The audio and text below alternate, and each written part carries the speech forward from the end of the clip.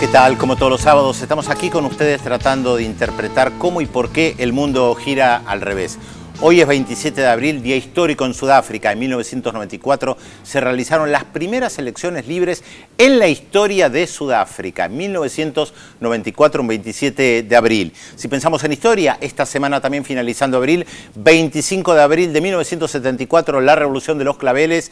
Esta semana también miles de personas salieron a las calles de Portugal a protestar, esta vez en contra de los dictados del Fondo Monetario Internacional y la Banca Central Europea. Y si nos quedamos en los últimos días de abril, tenemos que pensar también que el 25 en la República Dominicana se llevaron los restos de Francisco Camaño, héroe de la Revolución de 1965, que resistió a la invasión norteamericana de Santo Domingo, al Panteón Militar. Francisco Camaño, una gran figura para América Latina. Nos quedamos en América Latina, hubo elecciones en Paraguay, lo venimos analizando en estas últimas semanas. Vamos a compartir con ustedes un informe y ver cómo queda el Paraguay después de las elecciones. Muy frecuentemente uno se puede encontrar con los estudios, con los trabajos de Raúl Sibeki, un investigador uruguayo, además colega periodista, además de escritor, y un analista de los movimientos sociales y lo que sucede en Latinoamérica y en el mundo con las emancipaciones sociales y el rol que juegan estos movimientos en la política. Un reciente trabajo de él trata justamente de esto y cómo es la situación actual, sobre todo ante las reacciones que se dan en el hemisferio norte, pero también en América Latina ante esta globalización y esta crisis mundial. Vamos a tener la oportunidad hoy de estar con Raúl Sibeki acá en estudios, conversando con él de este trabajo, pero también sobre la perspectiva que tiene este analista, este pensador uruguayo sobre la situación actual de nuestra región. Vamos, a lo largo de este programa de Visión 7 Internacional, vamos a tener la oportunidad de contar con él y conversar con él. Italia está a punto de superar su parálisis política porque se ha reunido el primer ministro elegido por Giorgio Napolitano, se llama Enrico Letta, y en apariencia ya tendría pensado un gabinete. Todavía faltan algunos pasos por dar. Pero bueno, vamos a estar analizando esta situación tan difícil en la que está atravesando Italia con su parálisis prácticamente desde febrero, cuando fueron las elecciones, si no tomamos en cuenta mucho antes, cuando renunció Mario Monti, el primer ministro. Y otro tema también muy conmovedor, tenemos un testimonio que viene desde la cárcel de Guantánamo, esa cárcel que abrió Estados Unidos en su base militar en la isla de Cuba, un testimonio realmente desgarrador de un huelguista, de uno de los casi 100 presos que están en Guantánamo haciendo huelga de hambre en protesta por las violaciones a sus derechos humanos. El Partido Colorado volvió al poder en Paraguay de la mano de Horacio Cartés. Este sector político fue el sustento de la dictadura de Alfredo Stroessner durante más de 3 décadas. A partir de ahora, apenas quiero ser una herramienta de todos los paraguayos y estoy a su disposición. Muchísimas gracias.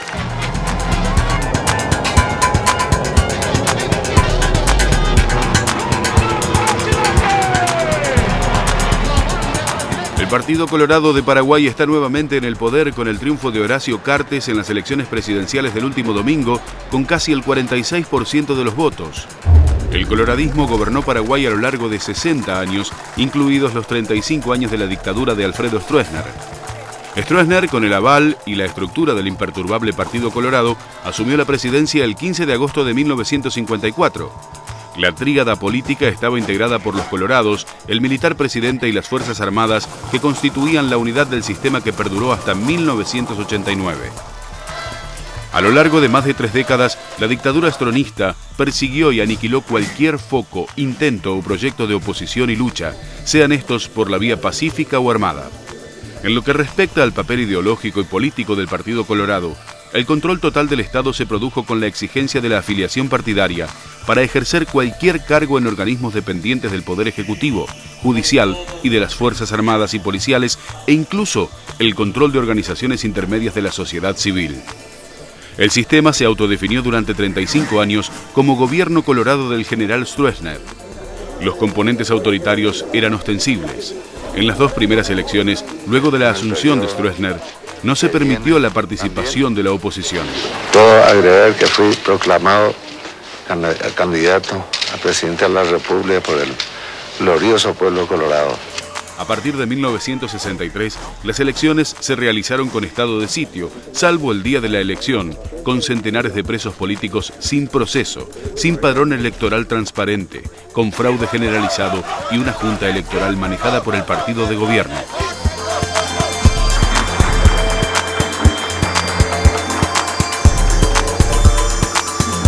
Pasaron 24 años desde el golpe que encabezó el general Andrés Rodríguez en 1989 contra su consuegro Stroessner. Luego de aquella asonada, los colorados siguieron gobernando a través de Rodríguez, quien también pertenecía a ese partido, y luego con Juan Carlos Guasmossi, Raúl Cubas Grau, Luis González Macchi y Nicanor Duarte Frutos.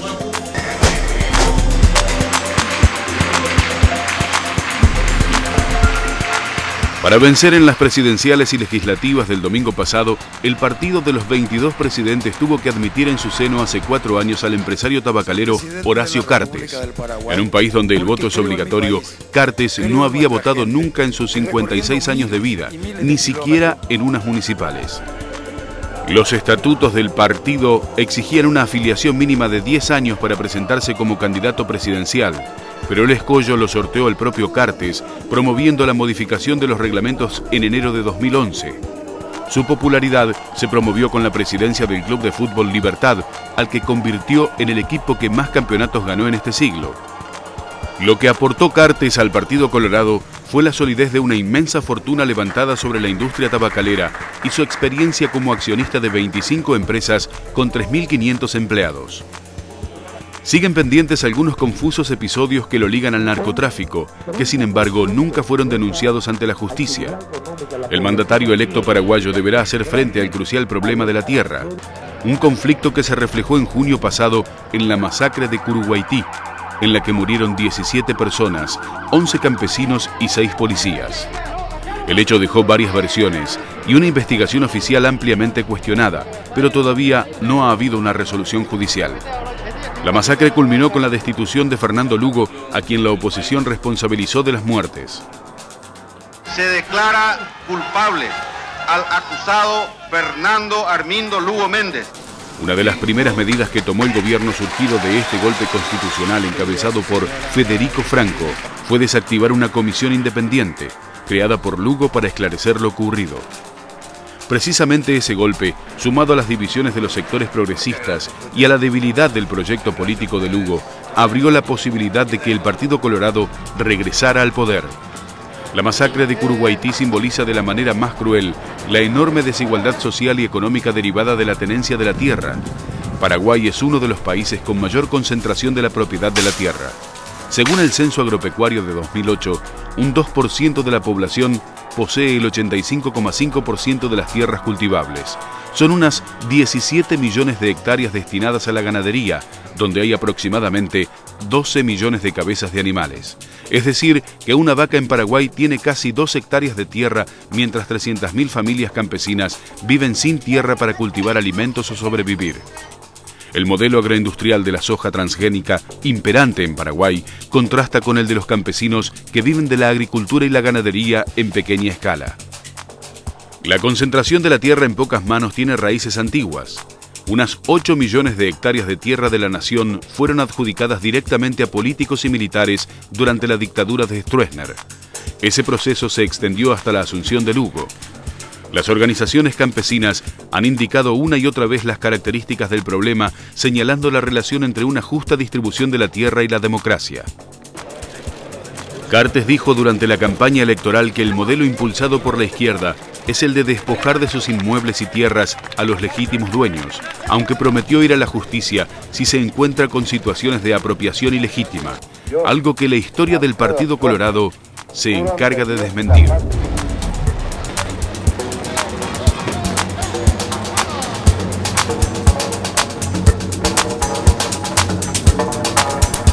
El año pasado, cuando le realizaron el golpe de Estado a Fernando Lugo, decíamos que iba a pasar esto.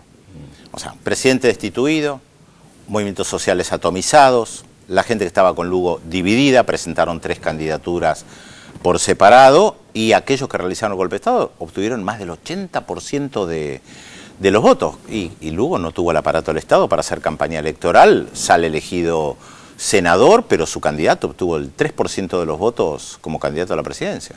Interesante lo que decís de Fernando Lugo, que no tenía el aparato del Estado, porque justamente esta semana estuve hablando con Lorena Soler, que es una especialista en el tema Paraguay, y ella comentaba explicaba una de las razones por las cuales Horacio Cartes, un multimillonario que tiene muy poca experiencia política, sino ninguna, que apenas acaba de ser ingresado al Partido Colorado, logró este camino meteórico hacia la candidatura y después hacia la presidencia, en el sentido de que el Partido Colorado, como no tenía tampoco el aparato del poder para hacer su campaña presidencial, necesitaba de un multimillonario para hacerla. De ahí se explica de alguna manera cómo se aceptó, un poco el informe creo que lo dice, se aceptó el ingreso de un multimillonario.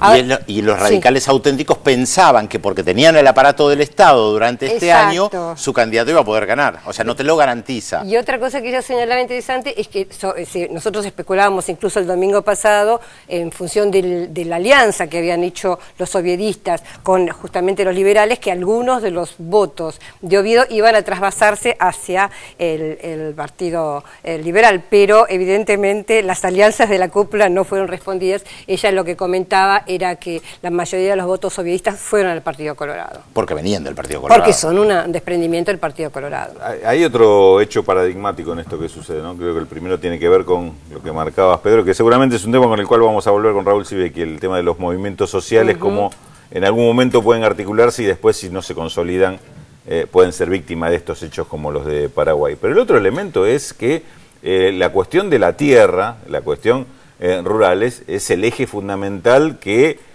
prácticamente en un momento catapulta a Lugo al lugar que ocupa, pero también lo termina condenando por no haber podido cerrar ese capítulo de la política paraguaya. Y quien surge en reemplazo de él es un terrateniente. Una vez más, se da la historia de que la no consecución de un logro en materia tan específica después es ocupado por alguien quien directamente representa ese sector, si no es una persona directamente del sector, como el caso de Cartes, un empresario ligado al sector tabacalero, un terrateniente que no es un político que representa a un sector de la oligarquía terrateniente paraguayo. Él es un oligarca que ocupa este lugar. Por eso me parece... Pero es un advenedizo de alguna manera, ¿o no? ¿Cómo? Es un advenedizo, digo, de alguna manera. A la política y también a la riqueza. Sí, yo no sé si tan advenedizo, digo, pero el tema es que yo creo que la explicación es al revés de por qué el tema es que se busca, el Partido Colorado busca un representante de fuera de la estructura partidaria. Es que directamente pasan a ocupar ese lugar, ¿no? Es un poco lo de, alguna vez lo comentamos, el tema Uribe y Santos en Colombia. Era Uribe el defensor de los intereses de un sector y Santos era una persona perteneciente por familia a ese sector de millonarios colombianos, digamos. La diferencia que tiene del pase de un representante a alguien que es directamente parte de esto. En Paraguay también me parece que se está dando también este fenómeno, digamos. Eso me parece que es lo que explica el hecho de que llegue una persona sin experiencia política en ningún sentido, ni activa ni pasiva, porque nunca votó, digamos, en un país que como Argentina Paraguay, al igual que Argentina, es obligatorio el voto. Pero además hace alarde de eso, está orgulloso de no haber votado. Orgulloso de no haber votado, de no haberse interesado jamás por la cuestión pública, digamos. Me parece que es todo un símbolo eso también del momento que está viviendo Paraguay y una advertencia también para toda Latinoamérica, porque es uno de los países que integran la región y algunos de los bloques regionales como es un outsider, ¿no? Como nosotros decimos, un outsider en sentido de que no viene de la política, pero Fernando Lugo tampoco lo es. Sí, a ver, lo del outsider es un lindo tema para analizar. Las corporaciones económicas hoy ¿son o no son parte de la política? Yo sostengo que son parte del sistema político, entonces no tan outsider. ¿Puede decir que un candidato que representa a la clase empresarial no es un outsider? No, yo digo que un dirigente fuerte de empresario desde ese lugar está haciendo política. Pero la iglesia también. Claro. También, sí, cómo no. O sea, es un outsider en el sentido tradicional de alguien que no tiene... que ocupa otro lugar, pero por eso digo, en el sentido tradicional de alguien que no está enrolado en un partido político, que no tuvo carrera política de concejal, diputado, alcalde. Eso es una tradición política que no es la política que tenemos hoy como sistema político desde los 70 para acá, donde el modelo neoliberal ya, digamos, hubo dos modelos neoliberales en el siglo XX. El último modelo, el que todavía está vigente, es un modelo neoliberal donde el Estado, el mercado, además tiene un tercer integrante en esta disputa, que son las corporaciones, que puede utilizar al mercado a favor o al mercado en contra. Cuando hay que defender los monopolios, el mercado no sirve. Está el Estado para subvencionar esta posición de poder. Pero siempre juega políticamente dentro... ya no juega a través de la representación de los partidos políticos, juega por sí mismo. Entonces, tiene candidatos propios, claro. Tiene un rol propio, digamos, dentro de la estructura de poder. Entonces, me parece que esto en Paraguay está dramáticamente a la vista sobre el escenario, sin ningún tipo de tapujo ni de disimulo. Este es el tema. Me parece que, digamos, hay que empezar... Yo creo que Paraguay va a ser un tema de análisis por mucho tiempo, porque va a ser un ejemplo de un tipo de política, no solo de que avanza a la derecha o vuelve a la derecha. En ese sentido, digamos, es un esquema político nuevo que es el que creo que se está intentando imponer también en otros lugares. En ese sentido es interesante porque no sería el regreso del Partido Colorado entonces, porque digamos, después de la disrupción... Si este no es el Partido Colorado tradicional, claro, por muchas razones, no solo por el outsider o por el candidato. Claro. Digamos. Lo de Lugo fue disruptivo, pero esto no es una ligazón con lo anterior a Lugo, sino... Me da esa impresión. Digamos, un nuevo capítulo. Obviamente es una lectura preliminar y habrá que verlo, pero sí tiene mucho que ver con esto que se empieza a debatir también sobre cómo es el modelo y por qué pasa, por ejemplo, lo que pasa en Europa, por qué, digamos, está tan...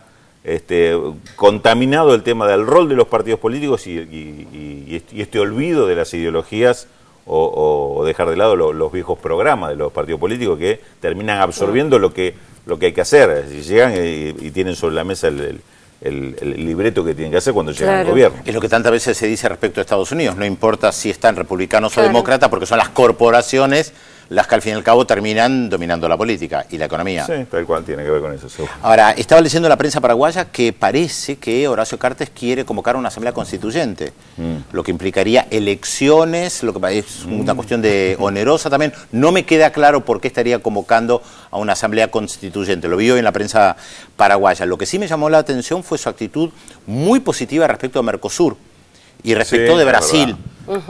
Contrapuesto a todo el discurso que hubo en este último año respecto de Mercosur y UNASUR, que cuestionaron el golpe de Estado en contra de Fernando Lugo y casi que era Vox Populi decir en Paraguay, bueno, no importa Mercosur, no importa UNASUR. Es más, dicen, nos fue mejor este año sin Mercosur, exportamos más. Cartes bajó los paños y digo, yo no voy a estar en contra de Brasil, todo lo contrario, quiero trabajar con Brasil. Lo que pasa es que algunos dicen que él representa a un sector de la burguesía brasileña, los brasiguayos. En ese sentido es interesante también pensar qué va a pasar con el Congreso, ¿no es cierto? Tiene mayoría. Sí, tiene mayoría el Partido Colorado, pero vamos a ver si él representa ese núcleo duro del Partido Colorado o no, que es un poco lo que propone Raúl, porque también, digamos, ya que vamos al Mercosur, ahora en junio va a asumir la presidencia pro tempore de Venezuela, pero en realidad todavía está en suspenso el tema de Paraguay. Si bien Venezuela está incorporada en el Mercosur, porque en Mendoza, en la reunión de Mendoza se decidió así, la realidad es que formalmente hace falta todavía que los senadores paraguayos digan sí, aceptamos el ingreso de Venezuela. Y ahí, digamos, el peso del presidente Horacio Cartes va a tener que verse, es decir, va a decir sí, el Senado se va a disciplinar y va a votar a favor del ingreso a la Venezuela. Lo invitaron a la reunión. Me gustaría verlo, a ver cómo va a ser. Lo invitaron a la reunión de Mercosur en junio, creo que es el 2 de junio en Uruguay. Él dijo que no va a asistir porque él todavía no asumió. Y está bien, sí. Que está bien. Y ya que hablaste del Parlamento... Porque además no iba a ser invitado Federico Franco, así que no iba a ir el presidente en funciones y tampoco el electo, era como... Un último detalle respecto del Parlamento. Con todo lo que dijimos de las fuerzas progresistas, hicieron una muy buena elección para el Parlamento. No solamente que Fernando Lugo fue electo senador, sino que tanto... o sea, Lugo es elegido senador por el Frente Guazú, que su candidato a presidencia tiene 3% de los votos, pero consigue 9 para el Congreso. Y Mario Ferreiro, que era el otro candidato de los sectores progresistas, que tiene una mejor votación como presidente, 8%, saca apenas 3 para el Parlamento. Pero entre ambos se convierten en la tercera fuerza política. O sea, los sectores progresistas minoritarios van a tener una presencia importante en el Congreso, con un expresidente, con exministros. Claro. Hay que ver cómo funciona, porque eso también implica recursos. Eso también hay que tomarlo en cuenta. Formar parte del sistema político te permite hacer campaña, te permite acceso a recursos. Bueno, antes de darle las primeras datos de la incógnita, un dato de la vida cotidiana de Horacio Cartes. Está desde el martes, o sea, el domingo triunfó, desde el martes está en cama porque tiene una hernia de disco y no saben si lo van a operar. Esa es una de las razones por las cuales no está saliendo en público, ni está viajando, ni está dando ningún tipo de declaración. Hablaste de Venezuela. Esta semana Enrique Capriles volvió a impugnar el proceso electoral. Creo que tenemos algunas imágenes al respecto, porque brindó varias conferencias de prensa donde habló sobre eso. Y sí, dijo... reitera un poco las acusaciones contra Argentina, impugnó la auditoría cuando ya se sabía que la auditoría iba a tomar un tiempo, y directamente dijo que tal vez habría que repetir o parcial o totalmente las elecciones. Bueno. Ahí estamos viendo en pantalla, ahí sí, se está viendo cuando realmente, y otra vez respaldado por Estados Unidos, ¿no? Porque esta semana también una cosa que sucedió en Venezuela fue que apresaron a un norteamericano acusado de espionaje, y Estados Unidos salió a decir que, bueno, que no reconocía esta acción de espionaje por parte de este norteamericano que estaba filmando supuestamente una película, y volvió a insistir en que había que hacer un control de las elecciones. Así ¿Vos creés que Estados Unidos tiene espías en el mundo? ¿Que filman películas, no lo además? sé. ¿Que arman montajes con películas?